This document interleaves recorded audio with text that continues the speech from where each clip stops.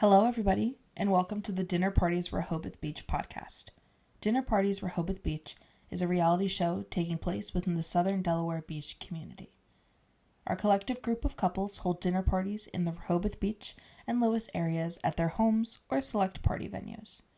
Our cast are residents and members of the LGBTQ+ community who work and live in the community as business owners, community activists, in nonprofit, designers, and professional service providers.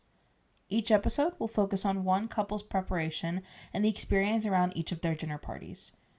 All couples in attendance rate their experience by categories such as decorations, food and beverage, and entertainment. Our season finale will show a final party during the holiday season. Rehoboth Beach and Lewis, Delaware offer a unique backdrop as a beach town with wonderful shopping, ocean views, boating, and of course, beautiful beaches.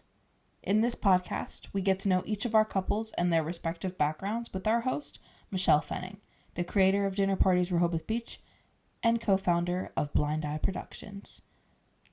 Welcome back. In today's episode, we sat down with Kim and John at their traditional Japanese noodle house, Miyagi Ramen Bar, located in Rehoboth Beach, Delaware. Well, you know the drill. Take it away, Michelle. Okay, hello everyone. So today we are here with two of my favorite people, John and Kim. Hello. Hello. The owner of Miyagi Restaurant in Rehoboth Beach, Delaware. And we're going to talk to them a little bit about Miyagi and about their story and how they got involved with dinner parties, Rehoboth. So why don't we start with Kim? And Sure. Hello, Kim. Hi. So why don't you tell us your story of how you met John? So John and I actually met when I was opening up my dry cleaning business, and we actually met on a dating app. And he was down in Florida at that time, but we just chatted, and one thing led to another. He came up with his mother on our first date, and it was great. Is that correct, John? Yes. Okay. He's keeping it simple. He's keeping it simple. It was interesting having my mother on our first date. Right. Well, it was instant approval, though, correct? Absolutely. Right. So that made it easier. All right, let me elaborate. There we go. So he came up and we met, and his mom was with him going up north to his sister's, and he said, "Oh, I could just get my mom McDonald's." And I said, "No. Like, we don't do that in Asian. Asian people don't do that. You cannot feed your mom McDonald's. She's coming to dinner with us." So that's how she ended up with dinner with us. Very nice. And how long ago was that? It's been 8 years, right? 9. Is it 9? Yes. Wow. It's been 9. Felt like 8. But I'm sure it's 20. And how did you wind up in Rehoboth Beach, Delaware? Me? Yes. Okay, so I actually, a friend of mine from New York, when I was working in New York in a restaurant, I became really good friends with a friend of mine who, their in-laws had a place on Henlopen State Park. So she said she was pregnant with her third child, and I used to babysit for her when she had emergencies. So she asked me if I could come down Labor Day weekend and help her because she knew I loved the beach. So she says, "Oh yeah, like we have a beach house, please come help me." And I was like, "Sure." So when I came down, this is going years back, before smartphones. So you had to open up a map, and then you have to print out MapQuest. You make a wrong turn, you got to go back and try to find a landmark, all that kind of stuff. So when I came down, I was like their house, when you open the back door, you step onto the beach. So I was like, oh my God, this is how rich white people live. I want some of this. So then that weekend, at that time, I met someone other than John, because this is going 17, 18 years ago. And we did a long distance relationship, which I ended up moving down here. Okay. And how the restaurant business? This restaurant, actually, I always said, if I have to eat crappy food and pay more than $20 one more time, God help me, I'll open up a restaurant. But I come from a restaurant kind of family where my mom owned a restaurant in Korea.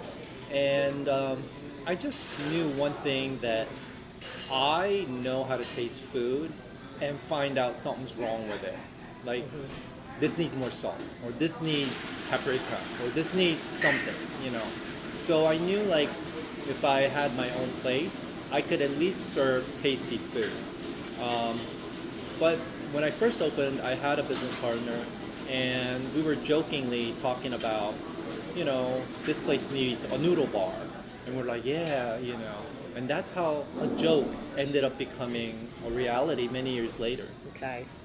So you shared with me a story once about the Olympics, and I'd like you to share that story for our podcast. I don't even know what part of the Olympics I actually told you. It was the part where you skipped school at age 16 and your mother got a phone call that said... Didn't everybody do that? For the whole 10 days of the Olympics. Well, didn't everybody? No? Okay. Well, all right. So I was this tall, which is 5'11", when I was young.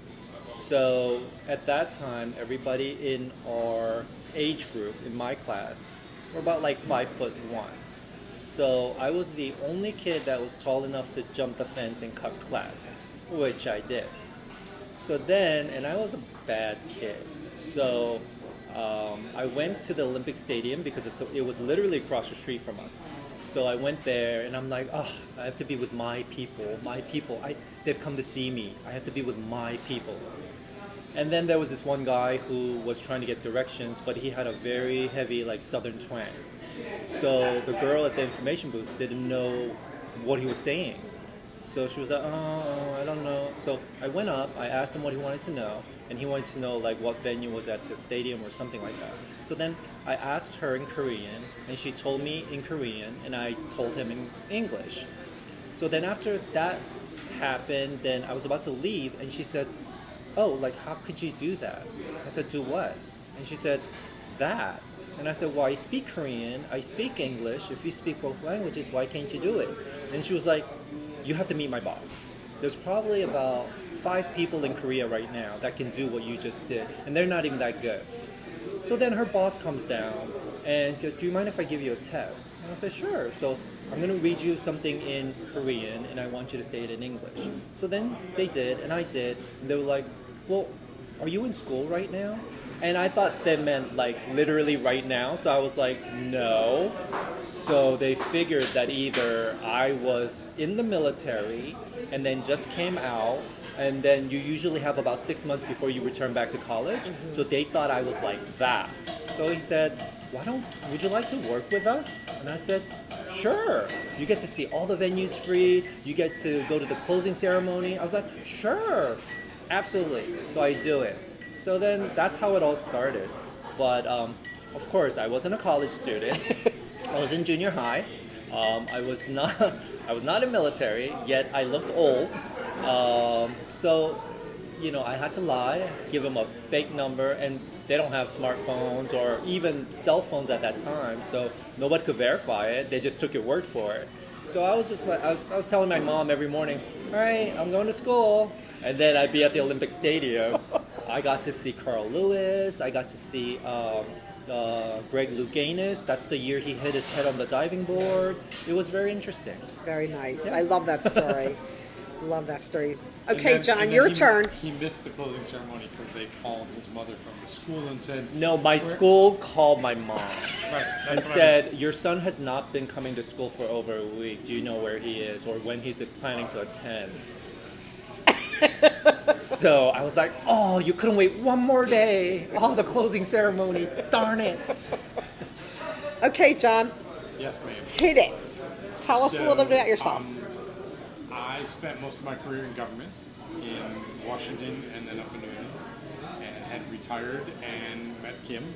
Was helping my mom in Florida, as he said. I was driving her to Massachusetts for the summer, and we stopped and had dinner, and 2 years later I moved here. Wow. So how do you like the restaurant business? It's customer service. Right. It's all about trying to help people have a great experience, which is what I did for years and years and years. So Kim is clearly the guy with the food experience, and I'm sort of the back office guy. Right. So I take care of the payroll and the books and the billing and all the other good stuff, and trying to keep the employees happy. That's my job. But the food, when it comes to the food, it's Kim is the one who, when we have gone to a few places and we talked about the ability to take something and make it better. We went to a restaurant here in town that shall remain nameless, and they claimed to have Korean chicken wings, and he took great offense that his heritage was being besmirched with these absolutely horrible chicken wings. I could not let people eat bad chicken wings and call it Korean. No, not absolutely happening. not. So I called my Korean chicken wings originally spiteful wings because I made it out of spite. But I'm just saying this is what it's supposed to taste like. So how would you describe Miyagi to everybody? Miyagi is a Japanese ramen noodle house that Kim has introduced Asian fusion food to. There's no sushi, but it is great comfort food. And what we found over the 7 years we've been here is we have become family to a lot of these people, regulars that come in. You'll walk through the restaurant and you'll know somebody that's there. Or people will actually call and say, "Hey, are you or Kim working tonight? We want to come in and have dinner, catch up with you guys." And it's hard, really, sometimes to spend as much time as you would like to with friends. But it's family. It's an extended family that you're providing meals for 24/7. Right. So you guys clearly you live here, so you're part of the community. We do. Yes. And so how do you feel about Rehoboth Beach? I actually love Rehoboth Beach. First of all, I love the beach. So I knew if I ended up somewhere, it would be by the beach. And interesting enough, like there's a lot of people that move from all over the place here. So that's what makes this area kind of like a mishmash of everything. So at first I was like, well, do they even have a gay community? So it's an interesting mix of like the gay community and non-gay community and like rednecks. It's a weird mishmash, but we all coexist, So that makes it really nice. This Yeah. I feel that Rehoboth Beach is kind of like a special place too. It's very special. Right. And It's so welcoming. Right. And the community here, gay, straight, mixed, it's evolved a bit in the 7+ years I've been here. COVID certainly changed everything, and a lot of people moved here permanently during COVID and have stayed. So we don't see the peaks and valleys anymore that we used to see in the business. We see little plateaus every once in a while, but for the most part, it's really a great community of, like Kim said, mixed. It's a really big mix, and everybody gets along. There's no silos, if you will. Right. It's all a great big melting pot. Right. So I think for me, it's kind of like being gay is one thing, but if you're in a community where you can't totally be yourself, it's kind of, it like weighs on someone, especially whether it's young people or whether you're older. You just can't be you. And I think this place, it's okay to be you.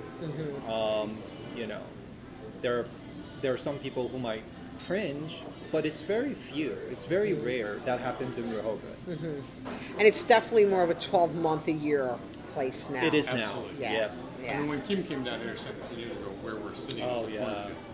Not only Really? that, it was actually, nobody entered Rehoboth Avenue after Labor Day weekend. It was like a ghost town. Right. So I'm like coming from Manhattan, which is everything's open 24/7. Right. I'm like, how am I gonna survive this like eerie, crazy ghost town? Because all the restaurants were closed, everything was closed. So then I asked my partner at that time, ex-partner now, that what do you guys do in the winter? And he says, oh, like people throw house parties. I'm like, how many house parties can you go to? Jesus, it's like seriously? Like bad decor after bad decor with their grandmother's clock, and had enough of that. Anyhow, All right, Snooki, tell us a little bit about. Kim is the Snooki of Rehoboth. oh, everybody. am not. Tell us a little bit about your time in Manhattan.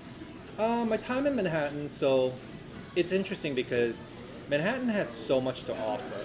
However, I was in a situation where I had to work all the time. So I originally came here when I was very little, not in New York, but in Pennsylvania, in Pittsburgh.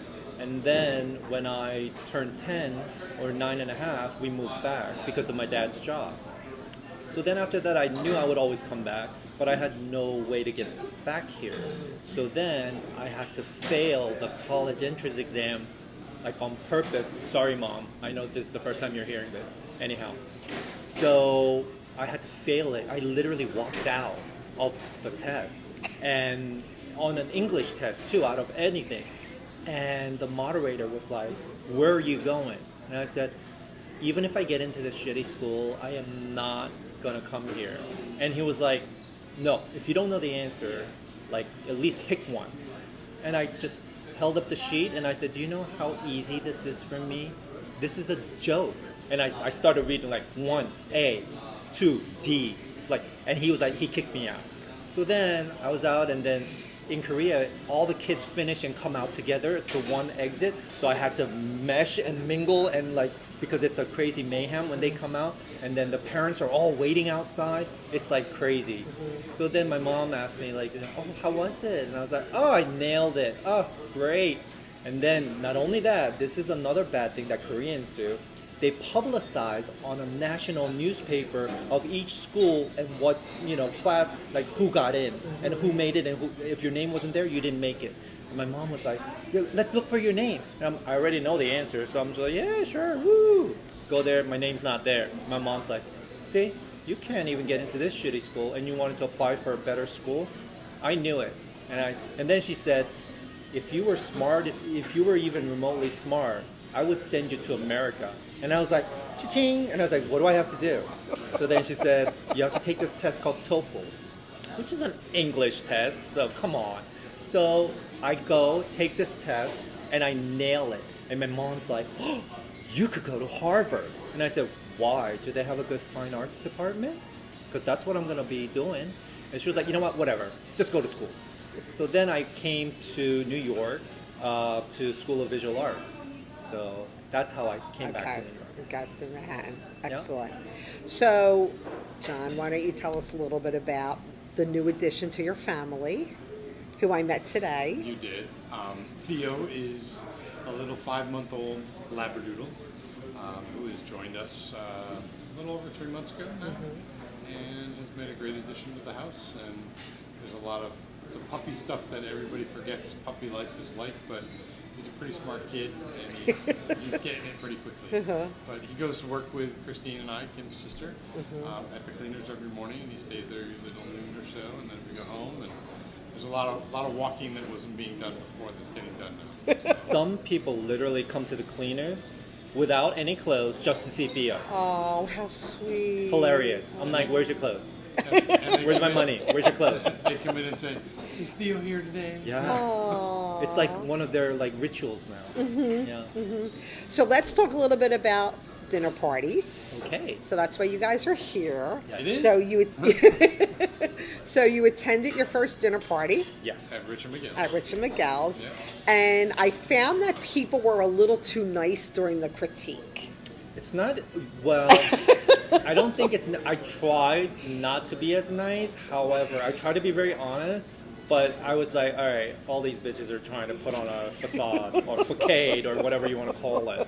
So I was like, all right, I'll just try to be a little nicer as well. So I'm hoping the next one we get a little more honesty. By Oh. the time we do the critique. Count As me long as in. there's alcohol involved, you know. Count just- me in. Well, I was thinking there's usually a lot of alcohol. There was a lot of alcohol last time, so I was expecting a little more, you know. I don't necessarily. Having watched it, I realized that some of us should have not have drank as much as we did. Oh, really? Did we realize that? But because everybody was so nice, I came out looking like the royal bitch. I'm like, no, I am not the royal bitch of this show right now. Like, I don't get it. So what did we think about the Hawaiian shirts? Still don't own one. No, to this day. So whoever throws another Hawaiian party is going to hear it from me. Just saying. Thank you for letting him borrow your shirt, Miguel. Sorry for rummaging through your clothes.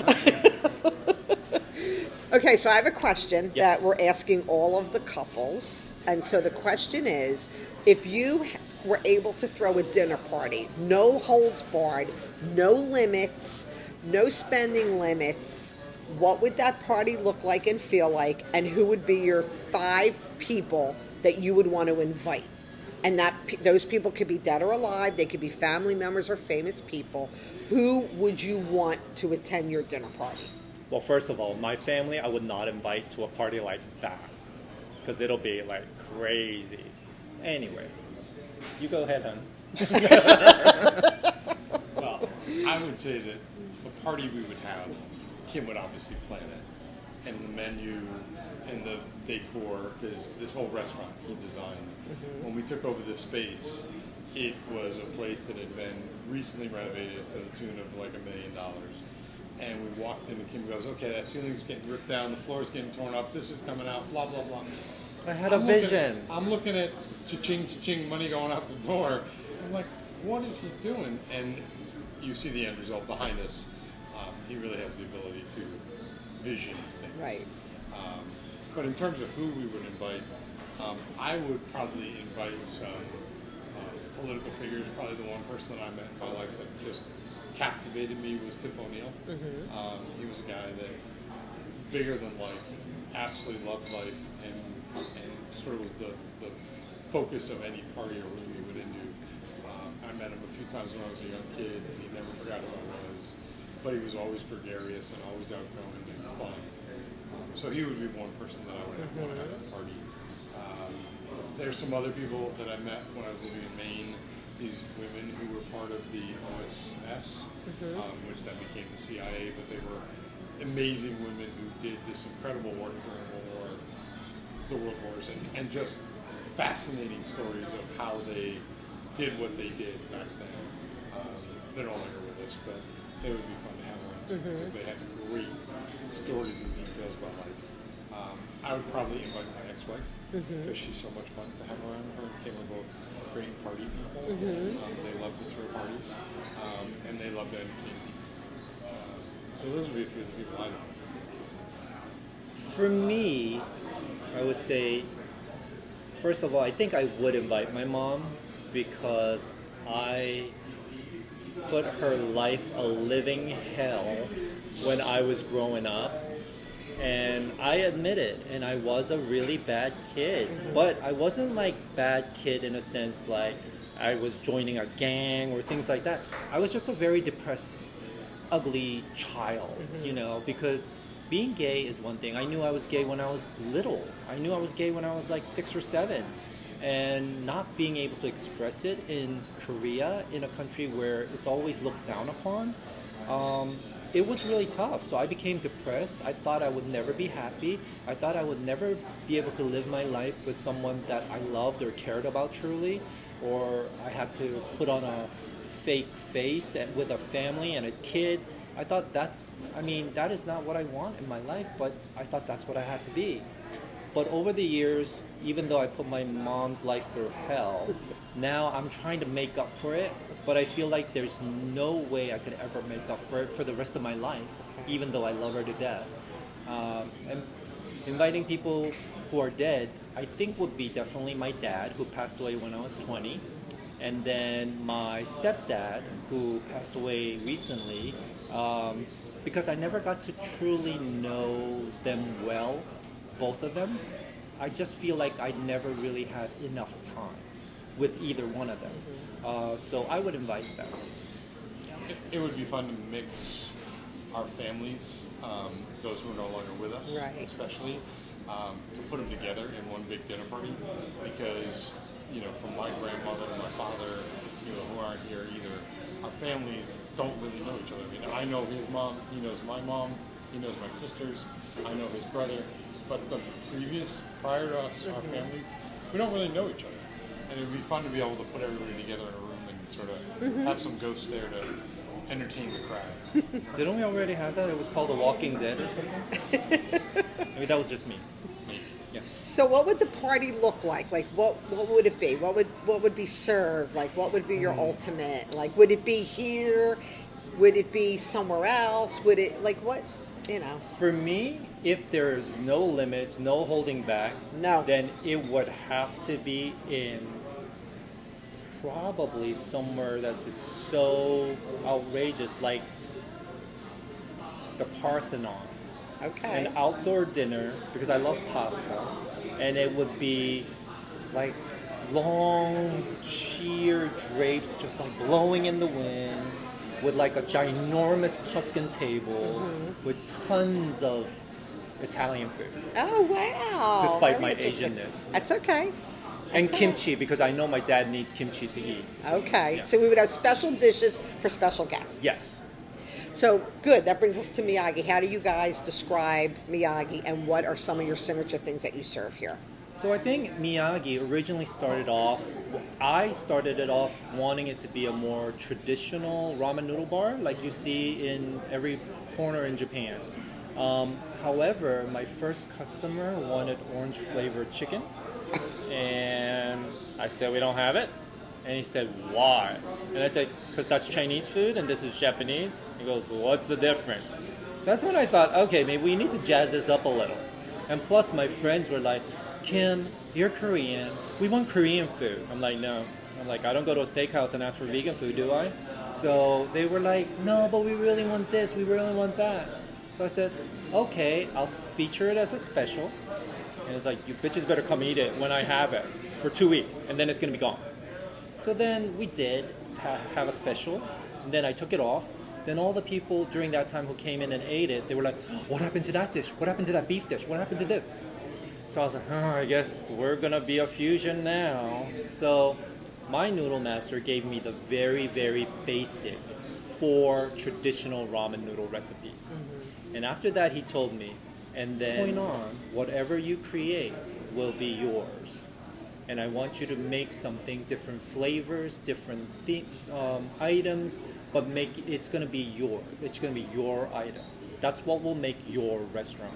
And he is a true humanitarian, very old school Japanese. And, I owe him a lot for teaching me what I know. Mm-hmm. Yeah. So what about drinks? Because I love your bubble tea. Oh. I'm the first one to admit that, non-alcoholic bubble tea. Okay. But I know you have specialty beers. He brought in the bubble tea at the pandemic started. Did you really? And he spent this ridiculous amount of money on supplies. Hold Kill up. him, Hold but up. as it turned out, it was a great investment. Oh. And I should have just said, of course. He told me to start with 4 flavors. And I'm like, but there's 26. So I said, can't choose just so I said, okay, 4. And then here comes a shipment of pallets. Literally. And I was like, oh, did I order that? Oh, where did this 22 flavors came from? Like, and we have no place to put it. You can see how big the restaurant is. There's no storage here. So we had stuff in people's garages. go big or go home, no? Yes. And it worked out pretty amazing. But Yeah. the other cocktails he's mixed up himself and created at the bar. Yeah. So the cocktails, we feature a lot of. So some of the flavors you won't necessarily find in other places. Everybody's just like, oh, Moscow Mule, this, that, lemon drop martini, that. No, boring. So we use like a lot of soju cocktails. People didn't even know what soju was. Nowadays, they're watching Netflix and all these Korean dramas. They're drinking something, and they're like, "Do you have this thing called what? Soju? Yeah, we have it. We have what flavor? 14 flavors. Pick one." Like Right. It's kind of like that. So now we're making cocktails out of it that people never had this kind of flavor before or this kind of alcohol before. We try to carry all the Asian beers that are available in Delaware. Because Delaware is a small state and state controls the liquor license, that it has to go through distributors. So there are a couple of the ones that I really, really want, but we can't get it in Delaware, so which is a shame. But we have like Asahi, Orion, Sapporo, Kirin. We have all the good stuff. And what is the address here? It is 19266 Coastal Highway, Unit 6. However, if you say Safeway Supermarket Plaza, Right. that's where everybody we're at. knows where Yep. you're. Yeah. And it's also Rehoboth Beach. So we didn't finish that. 19971, don't forget that then. Do you want to tell us your phone number? All right. 302-567-2385. See, I'm the numbers guy. There you go. So let's talk a little bit about the community. So we've been here. I've been in here a few times, and I see everybody comes here. Like, it's not just tourists. It's not just your summer visitors. Yeah. It's people who live here, and I feel like it's like a place that has become like a community restaurant. Do you guys see that, or am I just Yeah. okay. No, Absolutely. it is the amazing thing to me is the people who come. And Kim described it this way when we started. He said he wanted to build a restaurant which was not over $20 a meal. You could come in and spend $20 to $25 and get meal and drink and be well satisfied and go on your way and come back 2 or 3 days later. Right. And we see that now, 7 years in. People that are coming 2 and 3 times a week, or 2 or 3 times a month. We have our regulars. I mean, we joke with people all the time about, oh, we have your seat available. Your name is on the bar in this particular seat. But we have that. We have built a really nice community of people who enjoy the food. And there's such an overlap between us and our other business, which is a dry cleaners down the street, that we see people there, here, and it's still fun to have people walk in here and see Kim's sister Christine and I here and go, oh, you're here too, in addition to being there. So it is a lot of fun to do that. It's a lot of work, but if you're in this business, and many of us have been in this business, you have to be here. It's part of. You can't just farm it out. Right. Your staff almost becomes like your family. Absolutely. In this and we instance. honestly, we don't compare to any other restaurants or big restaurant groups that are down here. We don't have that much turnover in our staff. Some of the people in the kitchen as we speak are the people that I had from day one. Oh, wow. Yeah, and a lot of times it's hard to find places like that. Right. Because I feel like when there's that much turnover, unless you're just flipping burgers and frying up fries, it's hard to get quality the same all the time. And that's why for us, in our kind of food, I think quality is one of the best, issues that you don't see that many restaurants like us down here for that reason, I think. And We've got a young lady in the kitchen who's been with us since day one. yeah, Wow. and we 7 years later. Right. and there are restaurants that we go to like once a year. Yeah, it's a more higher end restaurant, but then we go on special occasions, like somebody's birthday or something Right. like that. I didn't want to be that. I wanted to see these people 2-3 times a week Right. instead of once a year. Right. And I think that's where we differ from certain restaurants, and certain restaurants that rely on just the summer crowd. We don't rely on the summer crowd. The extra summer crowd is great, but we have the regulars that come all the time. Great story to tie it all together. We're looking for somebody to groom the dog. Kim is online, Bob's online, our housemaid, we're all sort of looking where we're going to get a groomer. Somebody recommend this one, that one. We make phone calls. Kim makes a phone call, makes an appointment, or does it online, whatever he did. Turns out, he starts looking at our website and find out, oh my God, this is a customer at the restaurant. Yeah. She comes in all the time and orders. And this I knew her one. order. We knew her order. And so when we took him to get his grooming last week, his first one, we brought her a bubble tea to have. And it turns out she was planning to come and get one that day, but she had a hole in her schedule that filled. She wasn't able to get it. She was, how did you know I needed one of these? But it's that Right. community that we Right. built Right. that, we figured out, we made this connection, and it became this sort of more, that's the one thing, as we all get older, the world gets smaller Yeah. and smaller and Yeah. smaller all the time. But here was this woman that was going to, groom the dog. Her name is Lisa. She's wonderful. But, she'd come in all the time, and we all remember her because she has it specially made. Right. Right. So it was a lot of fun to do that. So I like the fact that we talked about your employees, right? So I'm a big proponent of small business, and you're a small business, Yeah. right?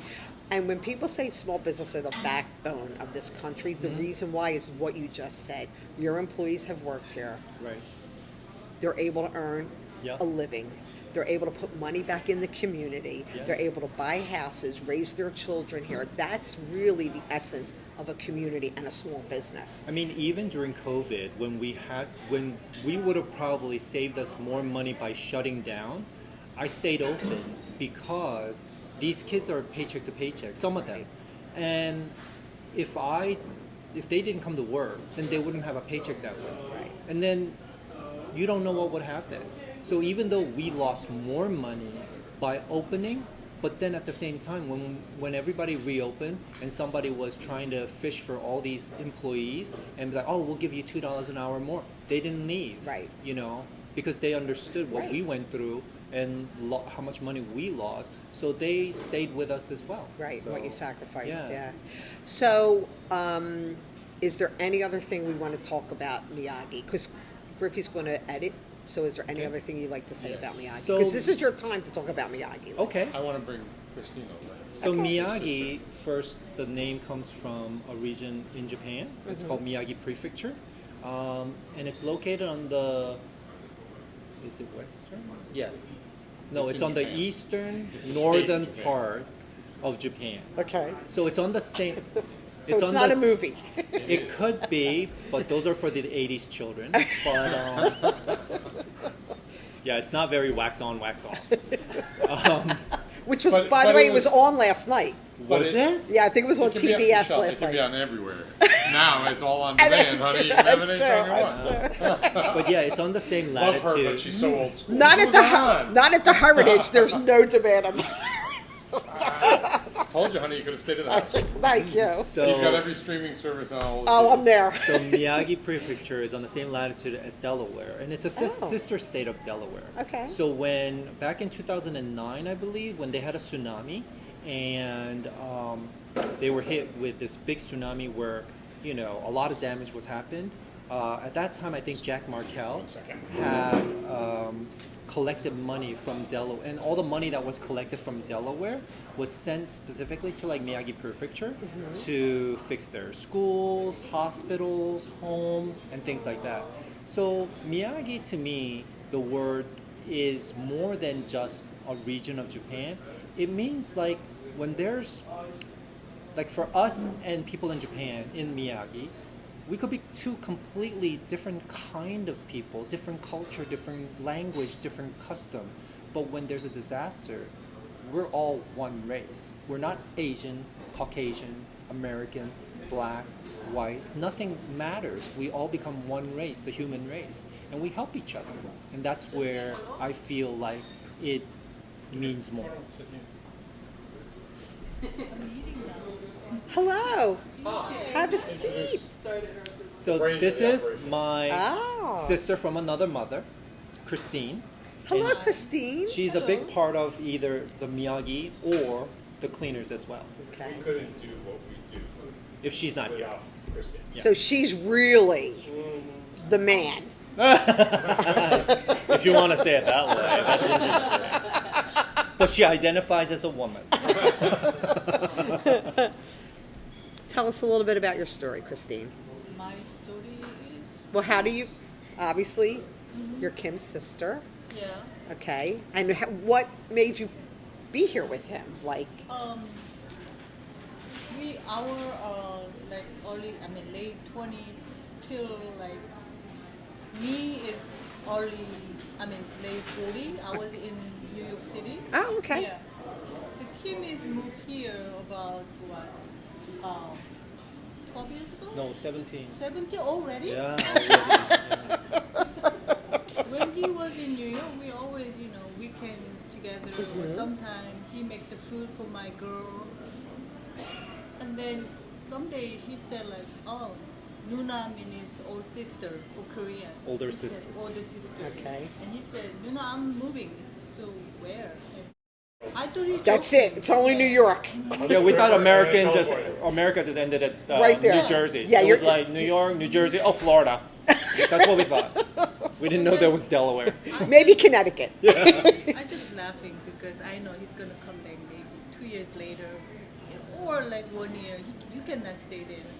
But 1 year, 2 year, 3 year. Yeah, he said like I like it and I love it. And yeah, sometimes with the girl, with big major holiday, I came to see him like Thanksgiving, sometime Christmas, and it was like 17 years ago, whatever, 15 years ago. It was so dark. And winter time is Yeah. like, wow. Yeah. How you survive here and then how you like it here? And then I was like, just like time goes, you know. After then, my menopause starting, and then I have to think about it, the retirement, yeah. And then Kim just asked me, why don't you, move for here? Yeah, so I said, no, and he said, no, you can just check something, So I was like, okay, and he was movement for the cleaner to the restaurant. Yeah. So he said the better to New York life is always we make money but You pay spend it rent all. and spend everything. I was kind of sick and tired of it, and then my two girls already graduated for the college. Okay. So, okay, I'll try, and then I came to here, and then he same time opened the restaurant, and then I stayed the Park Avenue, which is like a dry cleaner. Very beginning, I don't like here. Yeah, so I was like in and out for about 3 years. Yeah, but I think like pandemic time, yeah, I can't go like New York like how often like before. Right. After then, I think Delaware is good. Yeah. And then, of course, I have family, John, Kim.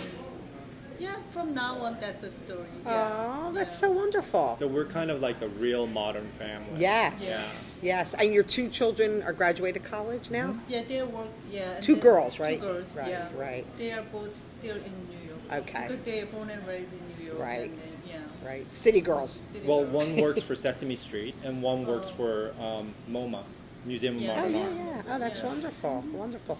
Wonderful, yeah. So this is lovely here. And I have seen you around a few times. I never really introduced myself to you, so I apologize for that. No problem. Until right now, yes, But I yes. wanted to make that connection because I love that, really, yeah. Christine is always a good player. I run back and forth between the two, and like she said, couldn't have really opened this business Right. without her Taking care of taking the other. care of the other business. Right. So it's how we all live together in the same house. We share the dog. We share the businesses. It is the definition of a modern family. Yeah, It it's a is. collective collaboration. Right, and it's a family-run small business. Exactly. Which is awesome, Yeah. which is completely awesome. And I think that's the only kind of businesses, small businesses, that can survive. If you rely on other people, Right. it's something always goes wrong. Right. They're either having infights or, somebody steals or somebody does this or, it never really takes off to be something greater than what it could have been. Right. So, We were talking earlier about being able to go to the wedding for Kim's brother over in Korea in May. Right. Christine and Mike, artists, Madison, came down from Massachusetts, and the two of them Ran everything everything. Yeah. for 10 days. We didn't have to worry about Right, it because right. Christine and Madison took over everything and ran it, but it's that family Yes. that you can count on to get things done. Yes. That doesn't happen in a No. giant corporation. Yeah. There's layers of stuff like Griff was talking about earlier. Yeah, Of people who are supposed absolutely. to be able to replace you but can't.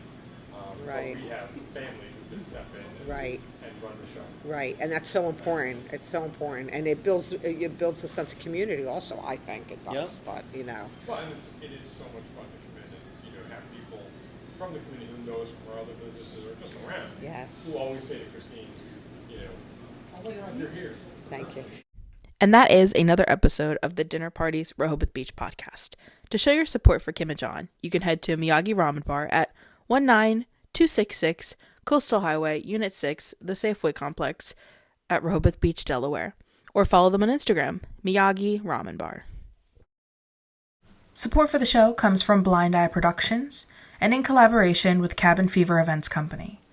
We are currently looking for funding to finalize the production of our season 1. If you or an organization you are a part of would like to participate, please reach out to us at dinnerpartiesrehobothbeach@gmail.com. Like I said, that is dinnerpartiesrehobothbeach@gmail.com. Other than that, please take time, watch episode 1, see what we're all about, as well as follow us on social media to keep up with the cast members. Other than that, have a great day, and thank you so much for listening. Goodbye.